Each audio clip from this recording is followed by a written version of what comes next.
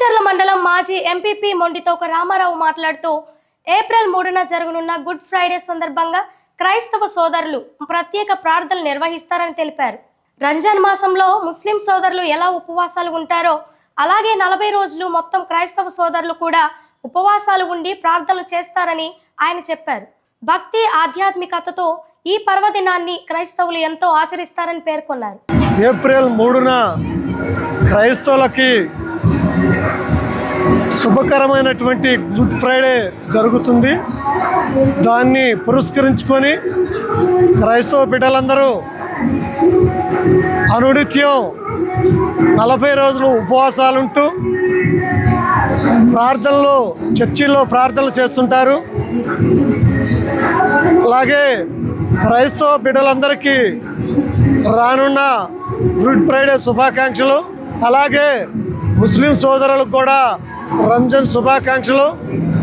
ఉపవాస దినాలు క్రైస్తవులు మరియు ముస్లింలు ఇద్దరూ ఆచరిస్తున్న తరుణంలో మీరు ప్రభుత్వం చేసే మంచి పథకాల గురించి కూడా దేవునికి ప్రార్థించాలి. ఎందుకంటే ప్రభుత్వం చేస్తున్నటువంటి మంచి పథకాలు, మంచి ఆలోచన విధానాలను కూడా మీరు దేవుని దృష్టిలో దేవునికి సమర్పణంగా చేయాలని చెప్పి తెలియజేస్తూ, దేవదేవుడు యేసుక్రీస్తు వారు ఈ లోకమునకు వచ్చిన రీతి ఏమిటంటే తన ఆ శరీరమును కృషింపజేసుకొని 40 రోజులు ఉపవాసాలు ఎందుకుంటారంటే ఒక మంచి వ్యక్తిని సిలువకు అప్పగించినటువంటి శుభతరుణంలో ఈ 40 రోజులు ఆయన యొక్క విచారణ జరుగుతుంది. ఆ విచారణలో ఆయన శ్రమలు పడుతూ ఉంటాడు. కాబట్టి ఈ 40 రోజులని క్రైస్తవులు శ్రమల దినాలుగా పరిగణిస్తారు.